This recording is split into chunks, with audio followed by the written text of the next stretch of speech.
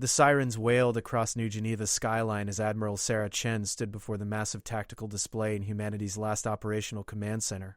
Red dots representing Zephyrian warships covered the holographic star map like a disease spreading through healthy tissue. Each dot meant death for millions, and there were thousands of them converging on Earth.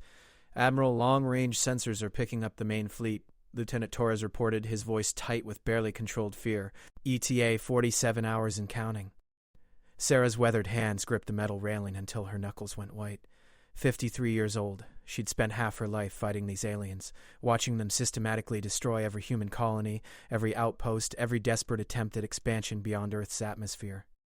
The Zephyrians had hunted humanity like wolves chasing sheep, driving them back to their homeworld with methodical precision. "How many ships?" she asked, though she dreaded the answer. "Initial count shows over 2,000 vessels, Admiral. Dreadnoughts, carriers, and something we haven't seen before." Torres paused, swallowing hard. "Intelligence estimates it's their flagship, the Eternal Throne." A collective shudder ran through the command center. Everyone knew the stories about the Eternal Throne, a massive ship the size of a small moon, home to the Zephyrian Empress herself. No human had ever seen it and lived to tell the tale. Until now. Sarah turned to study the faces of her officers. These brave men and women had followed her through impossible battles, watched her somehow pull victory from the jaws of defeat time and again, but this time she saw something different in their eyes. Not just fear, but resignation. They all knew this was the end. "Ma'am," Communications Officer Bradley spoke up, his voice crackling with static from damaged equipment. "We're receiving a transmission from the Zephyrian fleet. It's coming directly from the Eternal Throne." The command center fell silent except for the hum of overworked computers and the distant rumble of defensive preparations throughout the city. Sarah had received Zephyrian communications before, usually demands for surrender followed by immediate destruction regardless of the response. "Put it through," she commanded.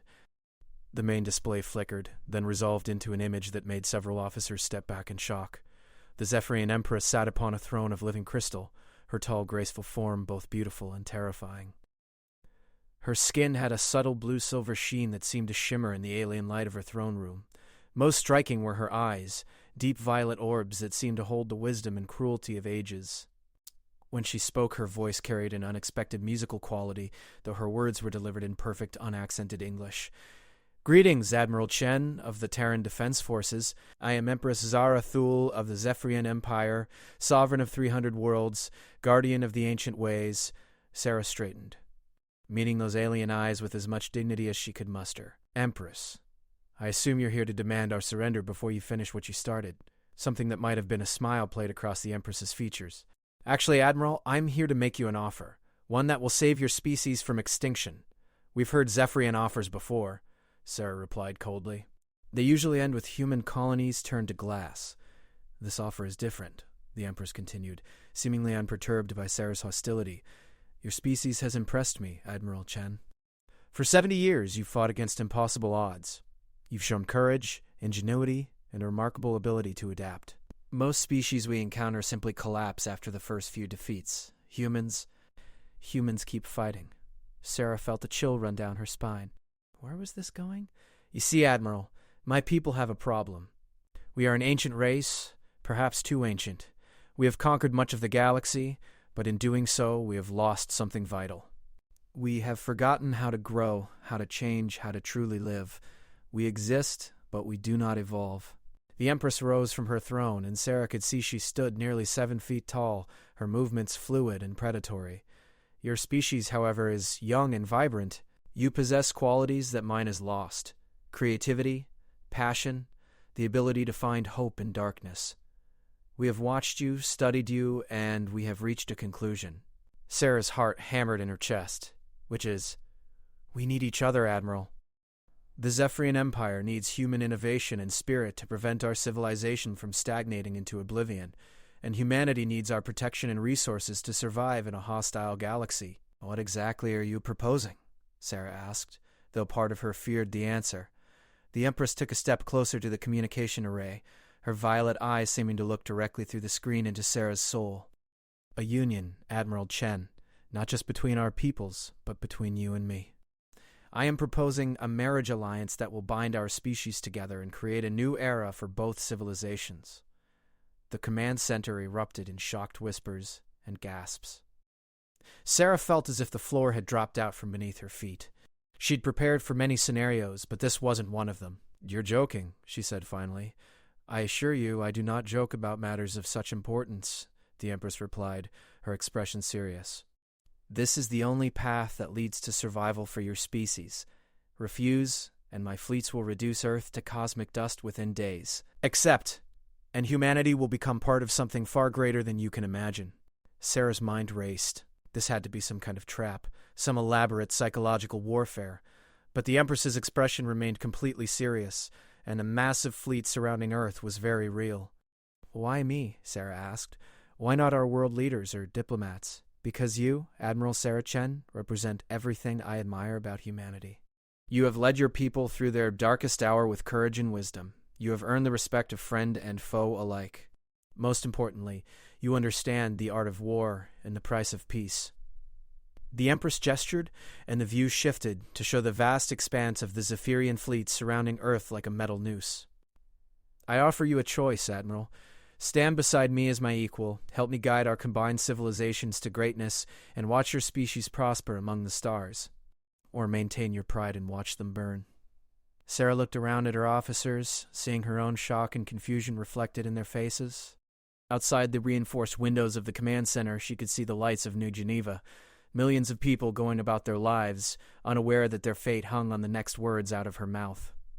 "I need time to consider this," Sarah said, stalling. "Time is a luxury you lack, Admiral," the Empress replied. "My fleet arrives in 46 hours.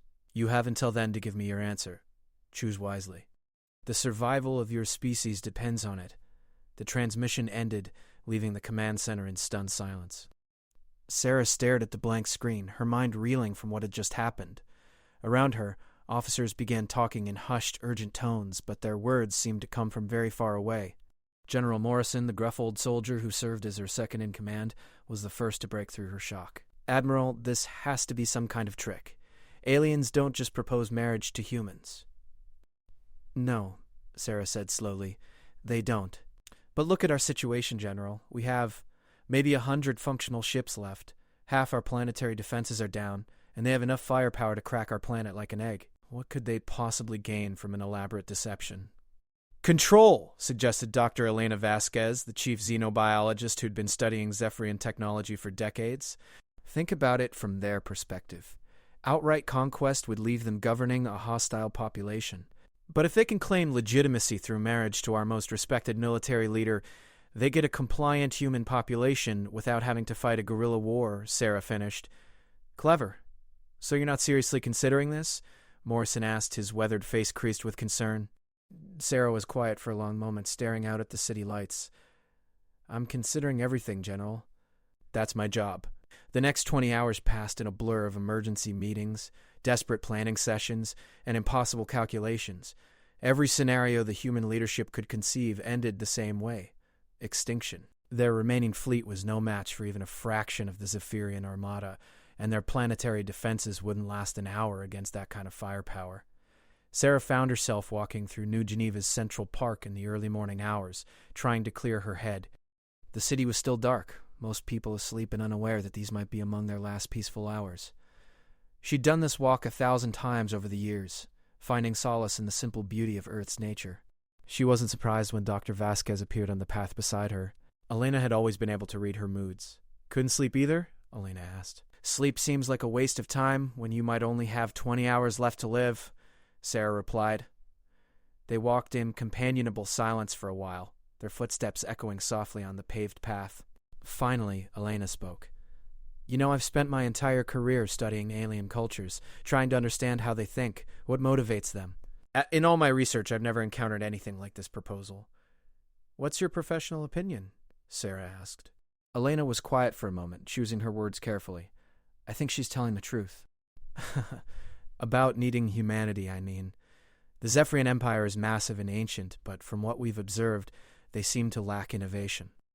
Their technology is advanced but static. We haven't seen any major developments in the 70 years we've been fighting them." "So you think they really do need us?" I think they need what we represent. Humanity's greatest strength has always been our ability to adapt and grow. Even in defeat, we learn and evolve. That's probably why we've lasted this long against them. Sarah nodded slowly. It made sense from a strategic perspective, but that didn't make the personal cost any easier to bear. Elena, if I do this, if I say yes, what happens to me? What happens to who I am? Elena stopped walking and turned to face her friend. That's a question only you can answer, Sarah. But I will say this. You've spent your entire life sacrificing for humanity. Your career, your relationships, your personal happiness. Maybe this is just another sacrifice, but maybe it's something more. What do you mean? You could be the bridge between our species, the person who shapes how this union develops. That's not nothing, Sarah. That's potentially the most important role any human has ever played. They continued their walk as the first light of dawn began to creep across the horizon. Sarah thought about everything she'd fought for, everyone she'd lost along the way. Her brother David killed in the first Zephyrian assault on Mars Colony. Her former lover, Marcus, who died defending the research station at Europa.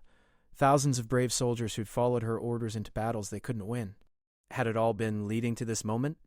Had their sacrifices bought humanity this one last chance?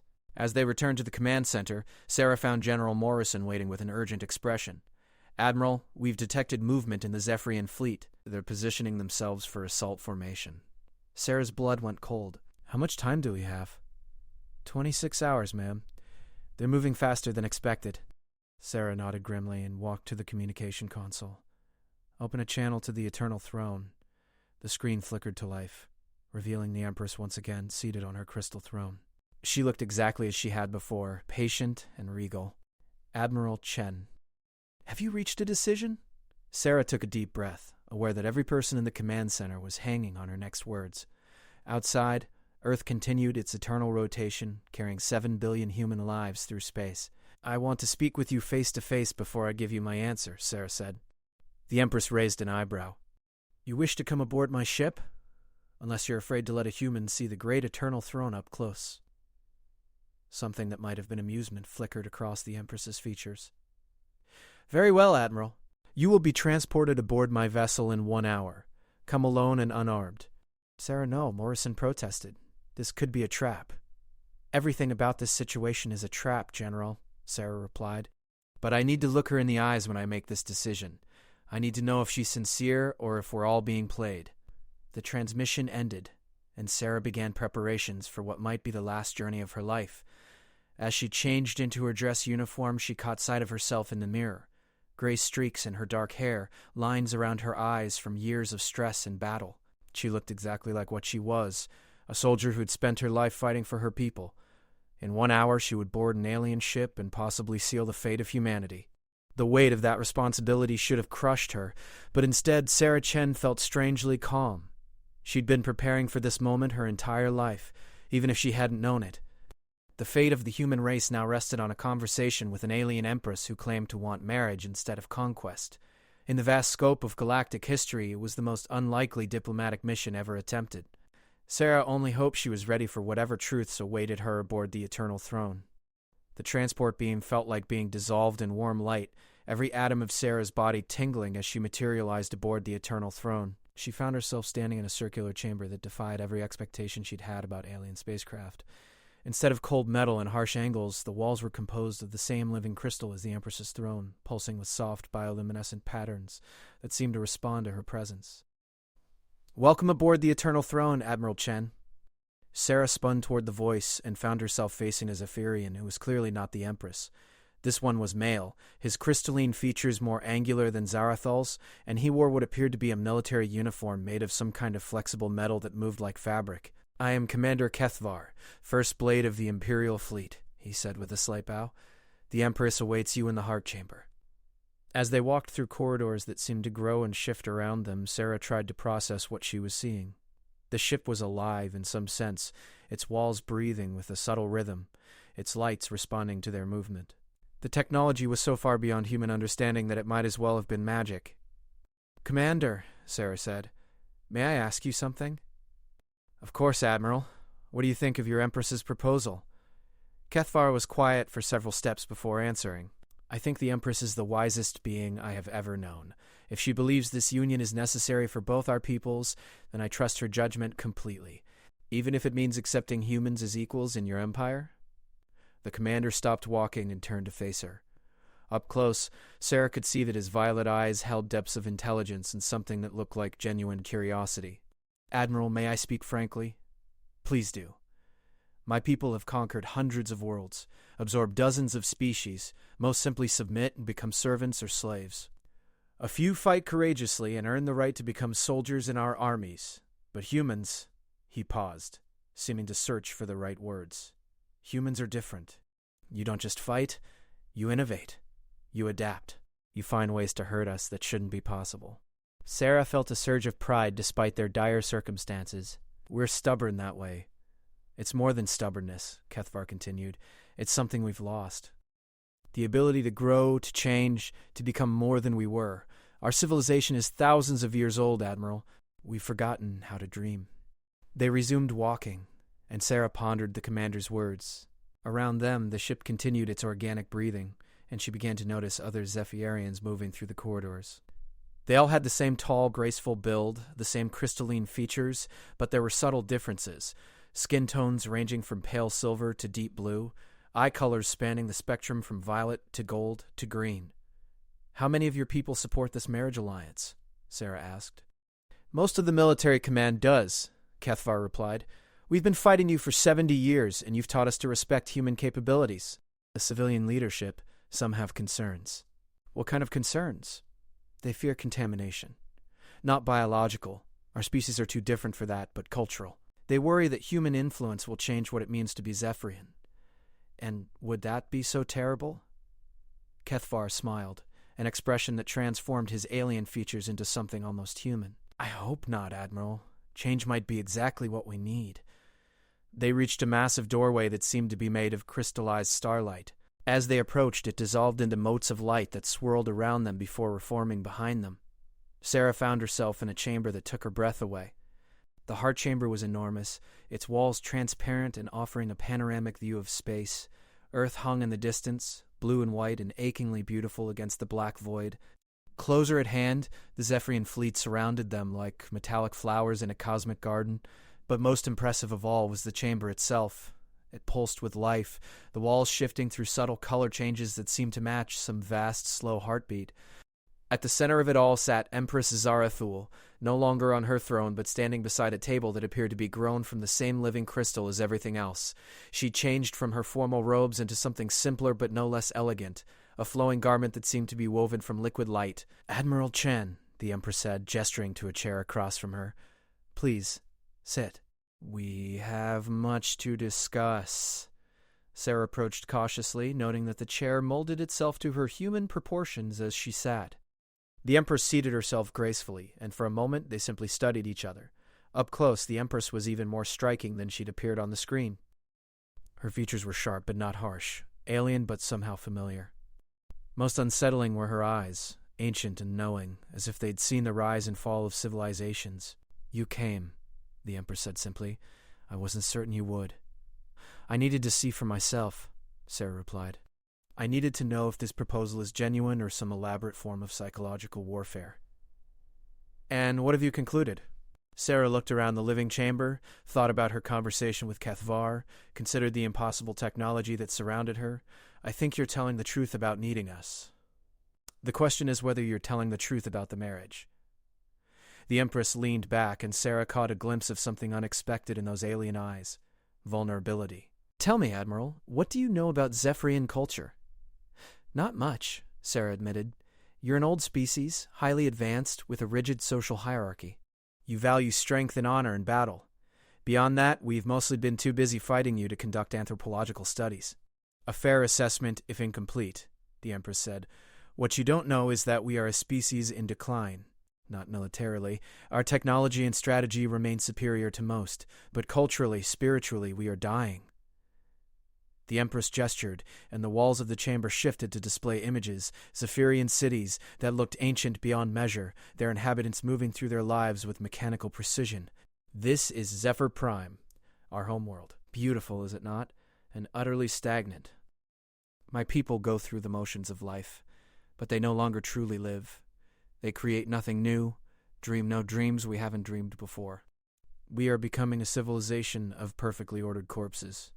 Sarah watched the images, seeing beings that looked magnificent but somehow hollow. How does marrying me change that? You don't understand, the Empress said, and for the first time real emotion crept into her voice. I'm not proposing a political marriage of convenience. I'm proposing something that would be unprecedented in Zephyrian history, which is... The Empress stood and walked to the transparent wall, gazing out at Earth. Among my people, marriage is a sacred union that involves the sharing of life essence. When Zephyrians marry, we literally become part of each other. Our minds, our souls, our very beings intertwined. It's not just symbolic, it's a fundamental transformation of both individuals. Sarah felt her blood turn cold. You're talking about some kind of mental merger? More than that, complete spiritual fusion. Two beings becoming one while remaining two. It's the most intimate bond possible between conscious entities. The Empress turned back to Sarah. And I'm proposing to do this with a human, something that has never been attempted, let alone achieved. Why? Sarah asked, struggling to process what she was hearing. Because in 70 years of fighting your species, I have come to admire not just your tactics and technology, but your spirit, your passion, your seemingly endless capacity for hope in the face of impossible odds. The Empress's voice grew softer. Qualities that my people desperately need if we're to avoid extinction through spiritual death. Sarah stood and walked to join the Empress by the transparent wall. Earth looked so small from here, so fragile. And you think marrying me will somehow transfer those qualities to your entire civilization? I think you fundamentally misunderstand what I'm offering, the Empress said. This isn't about ruling over humans as subjects. It's about creating something entirely new, a hybrid civilization that combines the best of both our peoples, at the cost of my humanity. The Empress turned to look at her directly. At the cost of both our individual identities, yes, but in exchange for something greater than either of us could achieve alone. She'd come here expecting to negotiate terms or expose a deception. Instead, she was being offered a transformation so profound that she couldn't even fully grasp its implications. I need to understand something, Sarah said. If this marriage bond is so complete, so transformative, how do I know I won't just become a puppet for Zephyrian interests? Because the bond works both ways, the Empress replied. I would be as changed by the union as you. Your human perspectives, your values, your way of seeing the universe, they would become part of me as surely as my knowledge and power would become part of you. The implications hit Sarah like a physical blow. You're talking about the most powerful being in your empire being fundamentally altered by human consciousness. Yes. And that terrifies my advisors almost as much as it excites them. Sarah walked back to the table, her mind racing. Show me something. Show me what your people are really like when they're not fighting wars. The Empress waved her hand, and the walls displayed new images. Sarah saw Zephyrian art, beautiful, intricate, but following patterns that seemed to repeat endlessly without variation. She saw their cities, perfectly ordered and utterly predictable. She saw their people going through elaborate rituals that had clearly been performed exactly the same way for centuries. We create beauty, the Empress said sadly, but it's beauty without soul. We maintain order, but it's order without purpose. We exist, but we do not truly live. The images shifted again, showing human cities, chaotic, imperfect, but vibrantly alive. Children playing in ways that followed no pattern, artists creating things that had never existed before, scientists pursuing theories that might be completely wrong but were born from genuine curiosity. This is what we lack, the Empress continued. This is what we need to survive is more than just a powerful collection of empty shells. Sarah stared at the contrasting images, beginning to understand the true scope of what was being proposed. This wasn't just about preventing human extinction. It was about preventing Zephyrian spiritual death. But why marriage? Sarah asked. Why not just cultural exchange, trade agreements, gradual integration? Because my people don't change gradually, the Empress explained. We're too set in our ways, too bound by tradition. The only way to shock them into transformation is through something so unprecedented, so fundamentally challenging to their worldview, that they have no choice but to adapt. The marriage of their Empress to an alien, the marriage of their Empress to the leader of the species that has shown them their own limitations. Sarah sat back down, feeling the weight of the decision pressing down on her. Outside the transparent walls, she could see human ships, tiny and fragile compared to the Zephyrian fleet, but still fighting, still hoping. "What happens if I say no?" she asked quietly. The Empress's expression grew grave. "Then my fleet completes its mission. Earth dies, and humanity becomes just another footnote in the history of the galaxy, and my people continue their slow slide towards spiritual extinction. And if I say yes, then we begin the most dangerous experiment in the history of either of our civilizations. We try to forge something new from the union of order and chaos, ancient wisdom and youthful passion, Zephyrian power and human spirit." Sarah closed her eyes, thinking of everyone she'd be leaving behind, everyone whose fate rested on her decision. When she opened them again, she found the Empress watching her with an expression of infinite patience. "I have more questions," Sarah said. "Ask them. What would happen to Earth?" "To humanity as a whole? Earth would become one of the jewel worlds of the Empire," the Empress replied. "Humans would have full citizenship, the right to settle any world they chose, access to all our technology and knowledge. In return, they would contribute their skills, their perspectives, their innovative spirit to the greater civilization. And those who didn't want to be part of your empire, they would be free to establish their own colonies beyond our borders. We're not interested in ruling unwilling subjects." Sarah nodded slowly. It sounded almost too good to be true, but the Empress's earlier explanations made it believable. The Zephyrians weren't looking for slaves. They were looking for salvation. "What about the marriage itself? How would it work between such different species?" The Empress hesitated for the first time since their conversation began. "I don't know," she admitted. "The bonding rituals have never been attempted between different species. It might not work at all. But if it does, we become something unprecedented." "Yes." Sarah stood and walked to another section of the transparent wall, where she could see the Zephyrian flagship in all its impossible glory. The ship was massive beyond comprehension, its crystal and metal hull reflecting the light of distant stars. "Why did you choose me specifically?" she asked. "Surely there are human leaders who would be more politically valuable, diplomats who would be easier to work with." "Because you understand the cost of leadership," the Empress said simply. "You've spent your life making impossible decisions, sacrificing your personal desires for the greater good. I recognize that quality because I share it." The Empress moved to stand beside her, and Sarah caught a scent like ozone and starlight. "Also," the Empress continued, "because you're the only human who has consistently outmaneuvered my military commanders. You think in ways we don't, see possibilities we miss. If I'm going to bind my consciousness to another being, I want that being to be someone who can teach me new ways of seeing the universe." Sarah felt a strange flutter in her chest, something that might have been flattery or might have been fear. "You make it sound like you've been studying me personally." "I have, for years. Every battle you've fought, every tactical innovation you've employed, every decision you've made under pressure, you fascinate me, Admiral Chen. You represent everything I hope this union might create. Strength tempered by compassion, wisdom born from experience, and the courage to keep fighting even when victory seems impossible." The admission sent a chill down Sarah's spine. She'd been fighting an enemy who had been watching her, learning from her, possibly even admiring her. It changed everything about how she viewed their long conflict. "How long do I have to decide?" Sarah asked. "My fleet will be in position in 18 hours, the Empress replied. "If you haven't given me your answer by then, I'll have no choice but to proceed with the invasion." Sarah nodded, accepting the timeline. 18 hours to make the most important decision in human history. "I want to walk through your ship," Sarah said suddenly. "I want to meet your people, see how they live, understand what I'd be joining." The Empress smiled. "I was hoping you would ask." "Commander Kethvar will escort you wherever you wish to go." As if summoned by his name, the Zephyrian commander appeared in the doorway. "Admiral, if you're ready." Sarah took one last look at Earth hanging in the void, then turned back to the Empress. "Will I see you again before I have to decide?" "Yes," the Empress said. "In 12 hours, we'll meet again.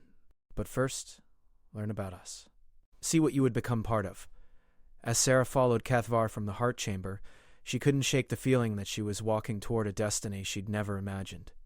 Behind her, the Empress remained by the transparent wall, a solitary figure contemplating the fate of two civilizations. The tour that followed revealed wonders and horrors in equal measure. The Eternal Throne was not just a ship, but a floating city, home to millions of Zephyrians who lived their lives in perfect harmony and crushing routine. Sarah saw libraries that contained the knowledge of centuries, gardens where impossible flowers bloomed in patterns that repeated exactly every 7 days, workshops where artisans created masterpieces that were indistinguishable from those made 1,000 years earlier. Everything was beautiful, everything was ordered, and everything was slowly dying from its own perfection. The choice before her had never been clearer or more terrifying. The Zephyrian Education Center was unlike anything Sarah had ever seen.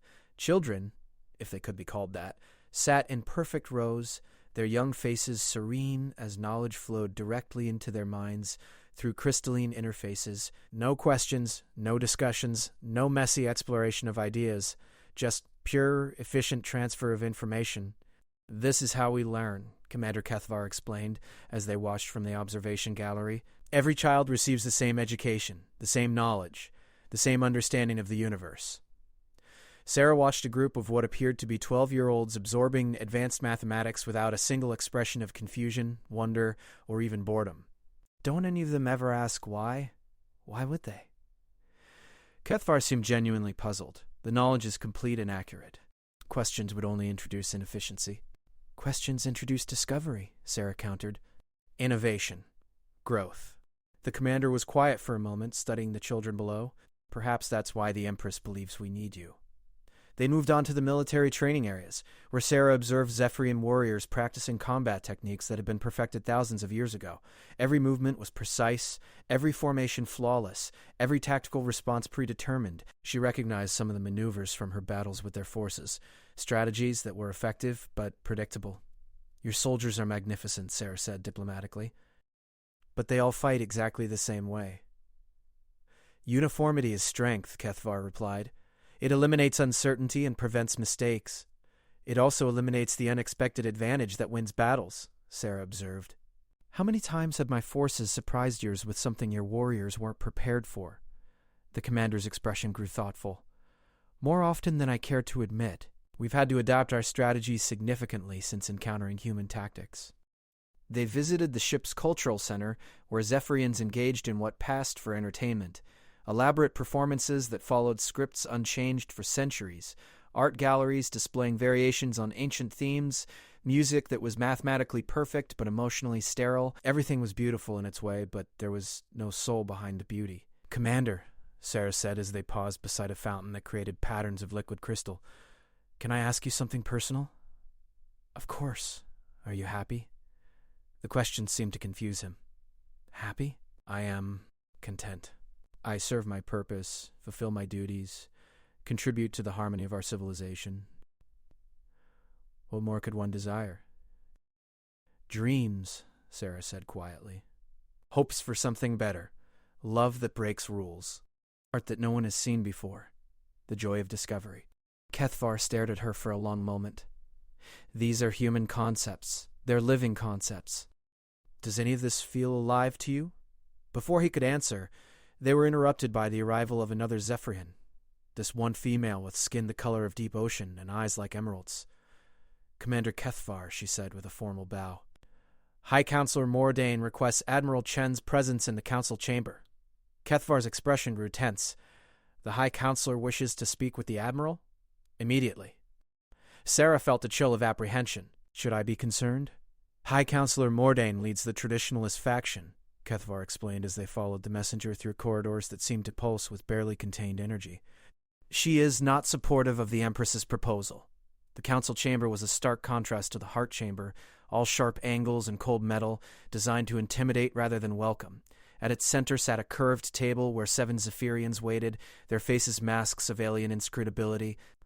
The one at the center, presumably High Counselor Mordain, stood as they entered.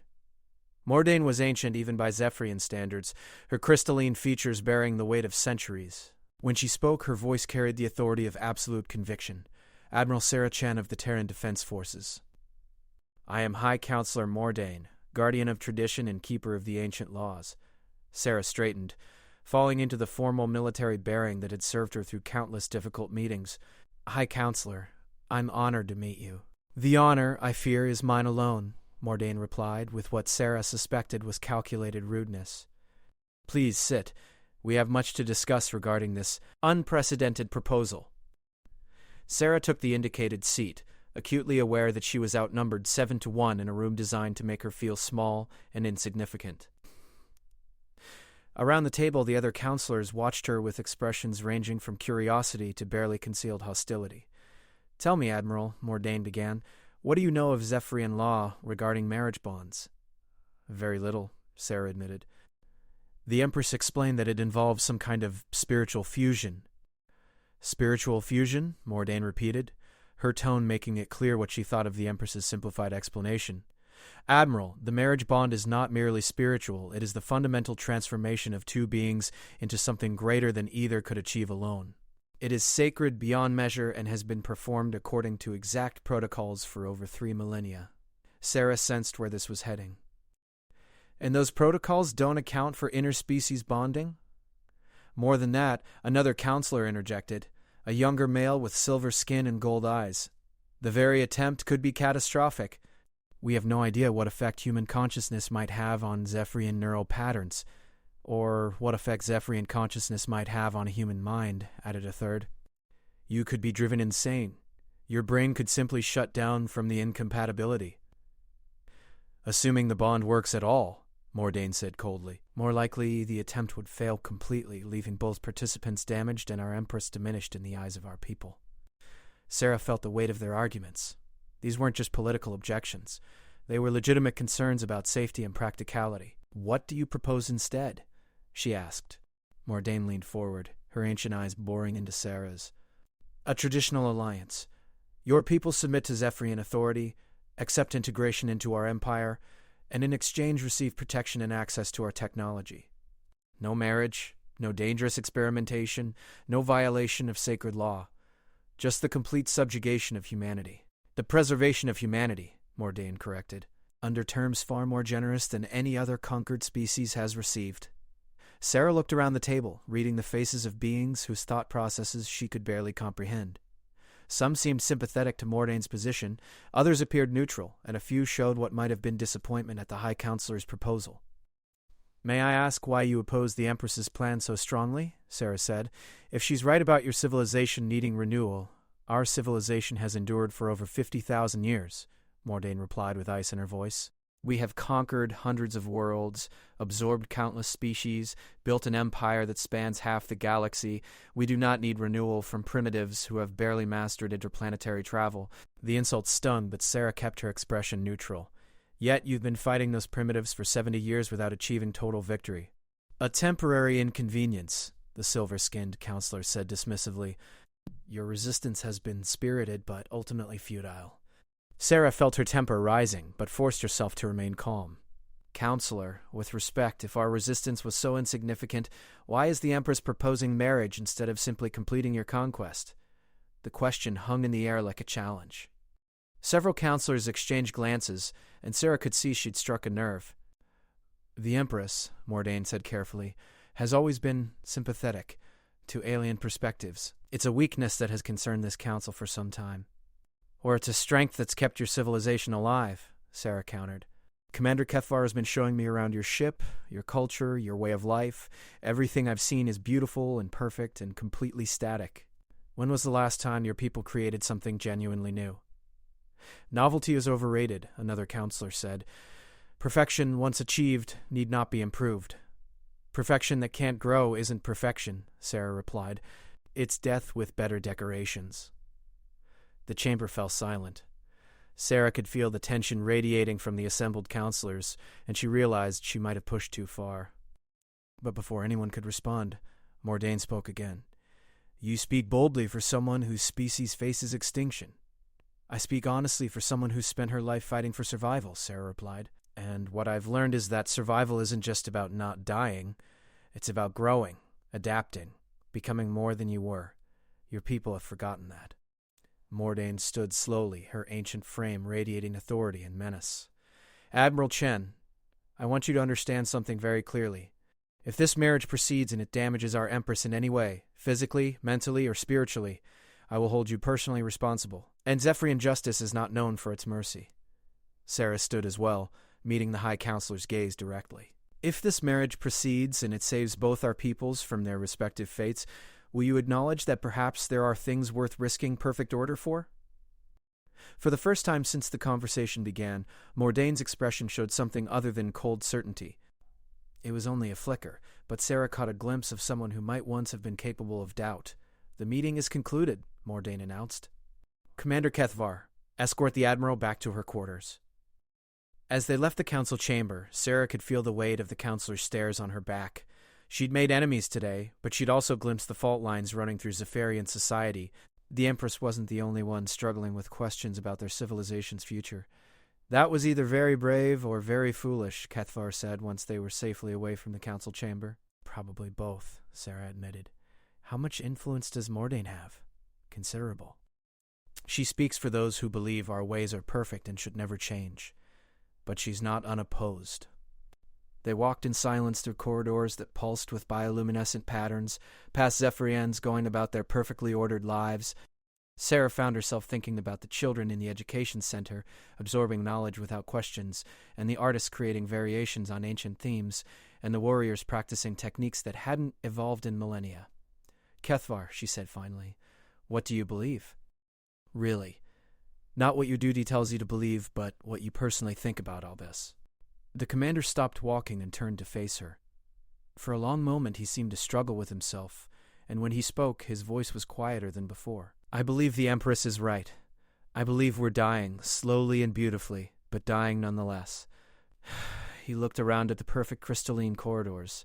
This ship contains the accumulated wisdom and power of 50,000 years of civilization, and yet, when I look at you, at the chaotic vitality you represent, I feel something I haven't felt in centuries. "Which is?" "Envy," he said simply. "You're alive in a way we've forgotten how to be." They continued to Sarah's assigned quarters, a suite of rooms that had grown from the ship's living crystal to accommodate human proportions and preferences. As she settled into the alien but comfortable furniture, Sarah tried to process everything she'd experienced. The Zephyrian Empire was exactly what the Empress had described. A magnificent, ancient civilization that had achieved perfection and was slowly suffocating from its own success. Their technology was godlike, their order absolute, their beauty beyond human comprehension. They were also utterly, tragically lifeless. But that didn't make the marriage proposal any less terrifying. The idea of bonding her consciousness with an alien being, of potentially losing herself in that union, sent shivers down her spine. Yet if she refused, humanity died. If she accepted and the bonding failed, humanity probably died anyway. And if she accepted and the bonding succeeded, what would she become? What would the Empress become? What would their union mean for both civilizations? A soft chime interrupted her thoughts. The wall of her quarters had become transparent, revealing the Empress standing in the corridor outside. "May I enter?" the Empress asked. "Of course." The wall dissolved, allowing the Empress to step into the room. She'd changed clothes again, now wearing something that looked like starlight woven into fabric. As she moved, subtle patterns of light played across the material. "I heard about your meeting with the High Counselor," the Empress said. "I hope it wasn't too unpleasant." "She made her position very clear," Sarah replied, "along with the risks involved in your proposal." The Empress sat across from Sarah, her alien features beautiful in the soft light. "The risks are real. I won't lie to you about that. The marriage bond has never been attempted between different species. We could both die. We could both survive, but be forever changed in ways we can't predict. Or it might not work at all." "Then why take the chance?" The Empress was quiet for a long moment, her violet eyes distant. "Because without change we're already dead. My people, my empire, we're a monument to our own past, nothing more. And your people, they have such a short time in the universe, but they burn so brightly while they're here." She stood and walked to the transparent wall that now showed the depths of space. "I've lived for over 3,000 years, Admiral. I've seen the rise and fall of civilizations, watched species achieve greatness only to fade into history, but I've never seen anything like humanity. So young, so fragile, yet so absolutely determined to keep growing, keep dreaming, keep becoming more than they were. And you think marrying me will somehow transfer that to your people?" The Empress turned back to Sarah. "I think marrying you will create something new. Not human, not Zephyrian, but something that combines the best of both. And I think that hybrid consciousness ruling over our combined civilizations might just be what both our peoples need to survive the challenges ahead." Sarah felt overwhelmed by the scope of what was being proposed. What challenges? What aren't you telling me about the threats you face? The Empress's expression grew grave. The galaxy is vast, Admiral, and we are not its only inhabitants. There are forces stirring in the deep darkness, ancient things that make the Zephyrian Empire look like children playing with toys. My people's rigid perfection will not be enough to face what's coming. We need the human capacity for innovation, for adaptation, for finding hope in hopeless situations. The revelation hit Sarah like a physical blow. This wasn't just about preventing human extinction or Zephyrian stagnation. This was about preparation for something worse. What kind of threats are we talking about? Sarah asked. Species that view both our civilizations as insects to be stepped on. Technologies that could unmake reality itself. Entities that exist beyond our current understanding of physics and biology. The Empress returned to her seat. The marriage I propose isn't just about uniting our peoples. It's about creating something strong enough to face the darkness ahead. Sarah stared at this alien being who had become the potential savior and potential destroyer of her species. The weight of the decision pressed down on her like gravity from a dozen worlds. I need time to think, Sarah said finally. Of course. You have 6 hours before my fleet must begin the final approach. If you haven't decided by then, I understand. The Empress stood to leave, then paused at the doorway. Sarah? May I call you Sarah? Yes. I want you to know that, whatever you decide, I respect the courage it has taken to come this far. Your species should be proud to have produced someone like you. After the Empress left, Sarah sat alone in her quarters, staring out at the vast fleet surrounding her and the small blue planet they all called home. In 6 hours, she would either become something unprecedented in galactic history or watch her species die. The choice that would define the fate of 2 civilizations rested in her hands, and she had never felt more alone. The meditation chamber that Commander Kethvar had arranged for Sarah was unlike anything in human architecture. The walls curved in impossible directions, creating a space that seemed both intimate and infinite. Soft light emanated from no visible source, and the air carried a faint musical quality that seemed to resonate with her heartbeat. Sarah sat cross-legged on a surface that molded itself to support her perfectly, trying to find the mental clarity she desperately needed. 6 hours. 6 hours to make a decision that would echo through galactic history. She thought about everyone who had brought her to this moment. Her brother David, whose death at Mars Colony had first shown her the true face of war. Her mentor Admiral Harrison, who had taught her that command meant making impossible choices. The thousands of soldiers who had followed her orders, trusted her judgment, died believing she could somehow find a way to save humanity.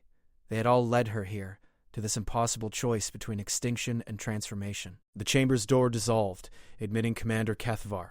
He approached cautiously, as if entering a sacred space. Forgive the intrusion, Admiral. I thought you might want to see this. He gestured, and the curved walls became transparent, revealing a view Sarah hadn't seen before. Earth hung in space below them, but now she could see the human fleet arrayed in defensive formation around their homeworld. Tiny ships against impossible odds, but still fighting, still hoping. Your people haven't given up, Kethvar observed. Even knowing they can't win, they're preparing to fight. Sarah watched a group of human cruisers moving into attack formation. She recognized the tactical pattern, one of her own designs probably being executed by officers she'd trained. They would die following her strategies, believing she would somehow find a miracle. That's what humans do, she said quietly. We fight impossible odds because the alternative is giving up, and we don't know how to do that. It's remarkable, Kethvar said. In all our conquests, we've never encountered a species quite like yours. Most civilizations, when faced with extinction, either surrender immediately or collapse into chaos. Humans just keep fighting. Sarah stood and approached the transparent wall, placing her hand against the surface. Through the crystal, she could feel the subtle vibrations of the vast ship around them, the pulse of alien life and technology beyond her comprehension. What happens to your people if this marriage succeeds? If the Empress is right about needing human influence to survive? Kethvar joined her at the wall, his expression thoughtful. I don't know. Change terrifies my people almost as much as it excites them. We've spent so long perfecting our society that we've forgotten how to adapt. But you think it's necessary? I think stagnation is death, whether it comes quickly or slowly. He paused.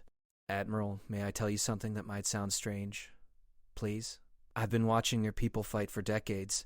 Your tactics, your innovations, your refusal to accept defeat. And I've come to realize something that most of my kind haven't. He turned to look at her directly. I want to be more like you. The admission hung in the air between them, profound in its simplicity. Not physically, he continued, but mentally, spiritually. I want to feel that passion for life, that drive to grow and change and become something better. I want to dream again.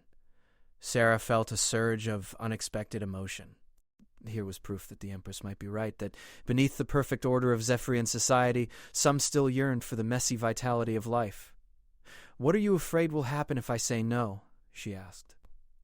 That we'll complete our conquest, add humanity to our archives as another conquered species, and continue our slow march toward perfect, beautiful death. His voice carried genuine sadness. Your resistance has taught us more about ourselves in 70 years than we learned in the previous 1,000. Losing that perspective might doom us both. They stood in companionable silence, watching the dance of ships around Earth. Sarah found herself thinking about transformation, about the courage required to become something new. She'd spent her life defending humanity as it was, but maybe what humanity needed now was someone willing to help it become something more. A soft chime announced another visitor. The wall dissolved again, revealing Dr. Elena Vasquez, still wearing her rumpled lab coat despite being in the heart of an alien superweapon. Elena? Sarah turned in surprise. How did you get here? I asked to speak with you, Elena replied, her eyes wide as she took in the impossible architecture around them.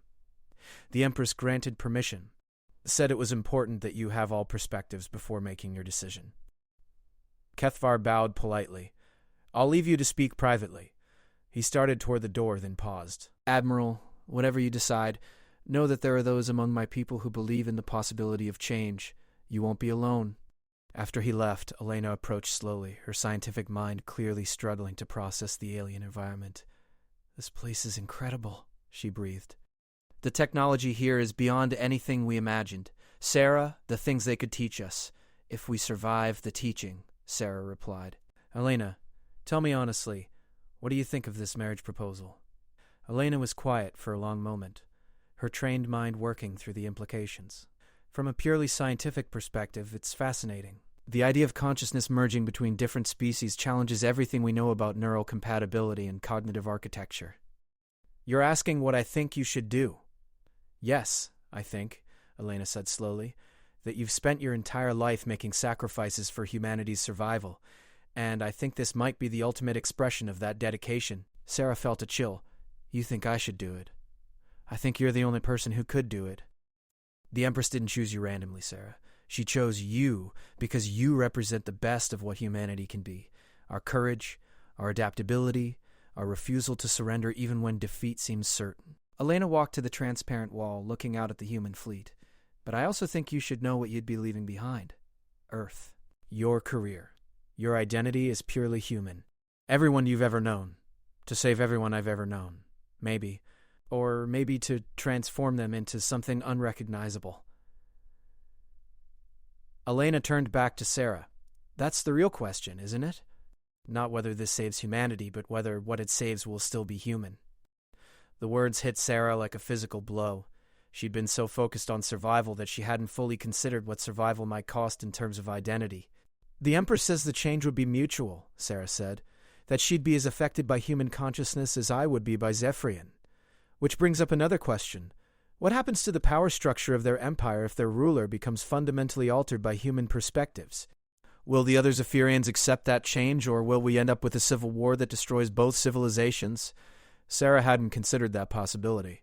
The meeting with High Counselor Mordain had shown clear opposition to the marriage proposal. If the Empress was transformed by the bonding, that opposition could become outright rebellion. You're not making this decision any easier, Sarah said with a weak smile. I'm not trying to, Elena replied. This is the most important decision anyone has ever had to make. It deserves to be difficult. They stood together, two human women in the heart of an alien warship, contemplating choices that would reshape galactic history. Outside, the human fleet continued its preparations, unaware that their fate hung on a conversation happening light years away. Helena, if you were in my position, what would you do? Helena was quiet for a long time before answering. I'd probably be too terrified to do anything, but that's why the choice isn't mine to make. It's yours, because you're brave enough to face the impossible. She reached out and took Sarah's hand. Whatever you decide, you won't be choosing blind. You've seen their civilization, met their people, understood what they're offering. Trust your instincts, Sarah. They've never failed you before. After Elena left, Sarah remained alone in the meditation chamber. 4 hours remained before the fleet reached its final position. 4 hours to decide the fate of 2 civilizations. She thought about the Zephyrian children, learning without curiosity, the artists, creating without passion, the warriors, fighting without innovation. An entire civilization trapped in beautiful, perfect stagnation. She thought about humanity's chaotic vitality, the messy creativity that had kept them fighting against impossible odds, the dreams that reached beyond current reality, the hopes that refused to accept defeat, the love that broke rules and transcended boundaries. She thought about Commander Kethvar's admission that he wanted to dream again. About the Empress's ancient eyes holding depths of loneliness and need. About the possibility that this marriage might create something greater than either species could achieve alone.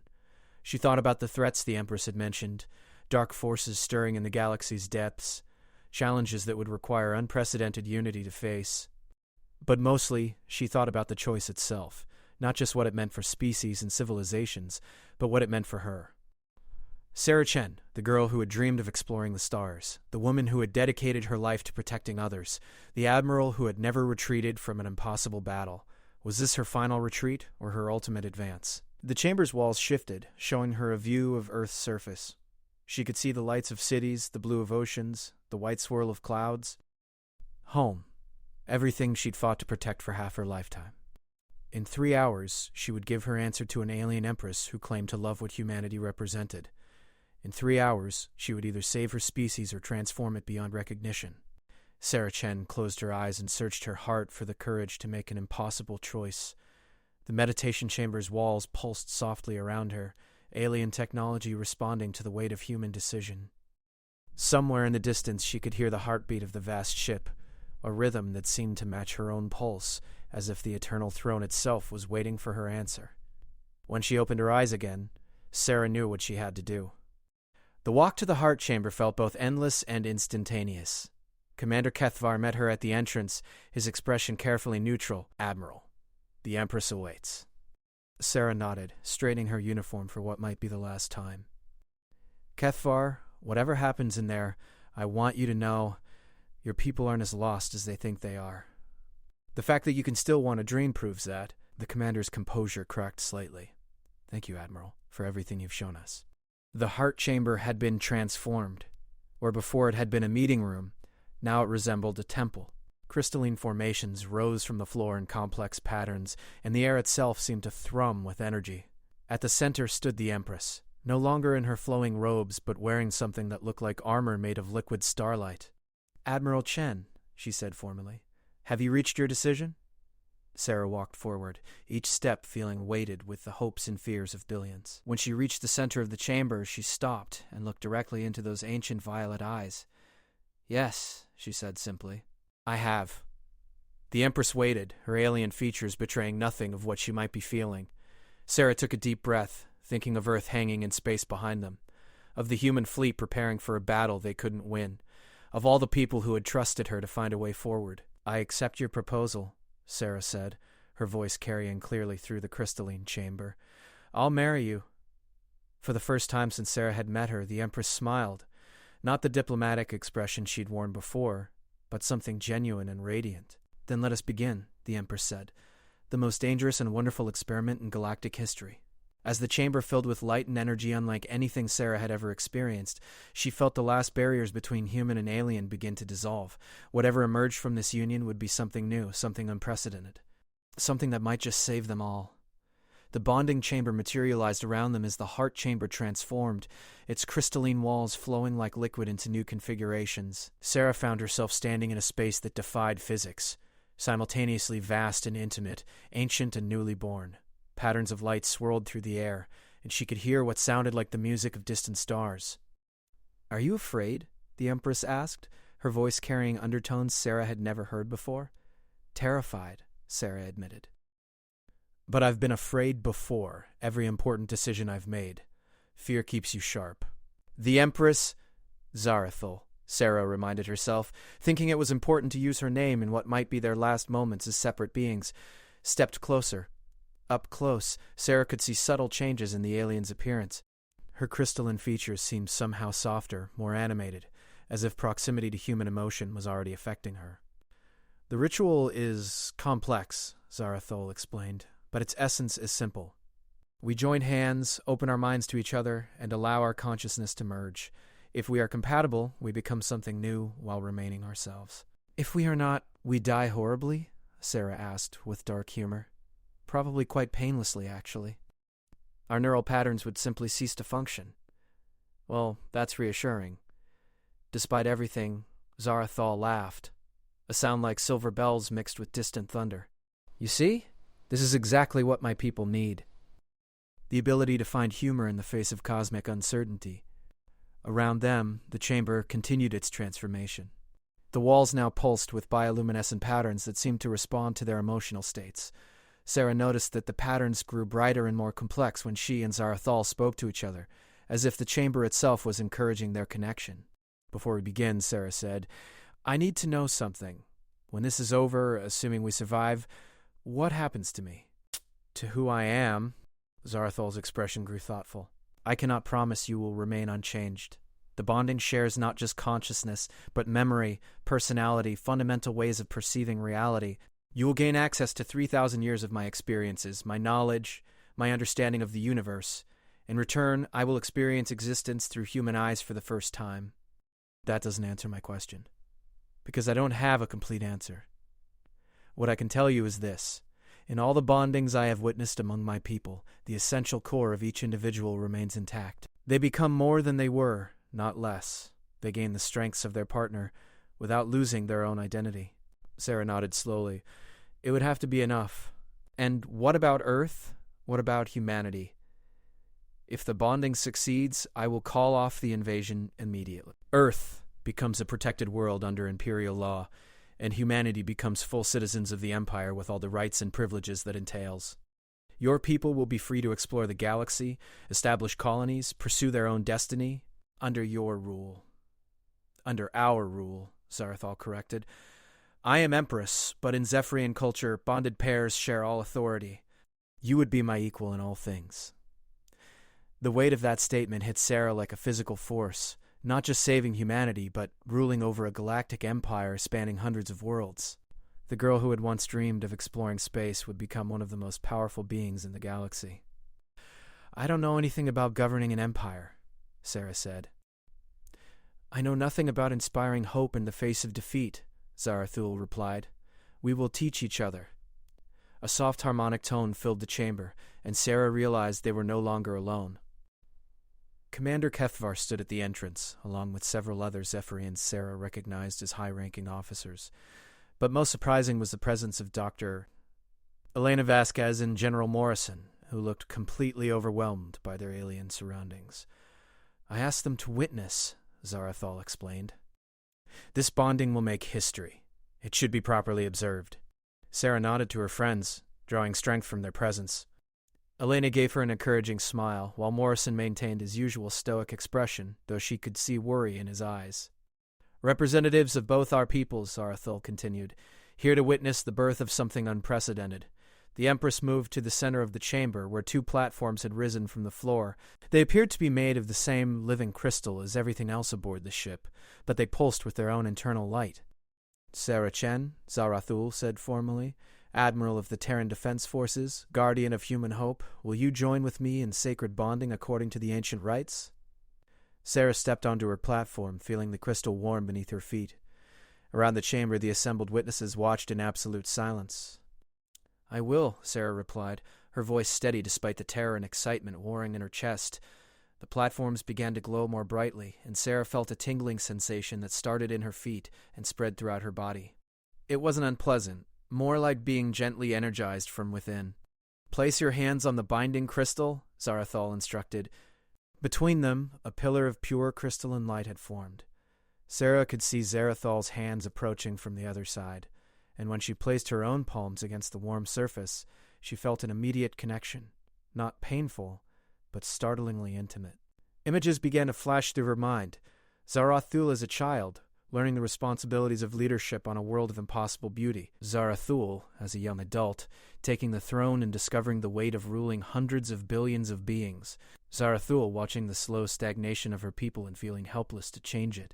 But the images were accompanied by emotions, by ways of thinking that were completely alien yet somehow comprehensible. She experienced the profound loneliness of ultimate authority, the frustration of watching a perfect civilization slowly suffocate itself, the desperate hope that somewhere in the galaxy might be found the key to renewal, and then, like a dam breaking, the full force of Zarathul's consciousness flowed into her own.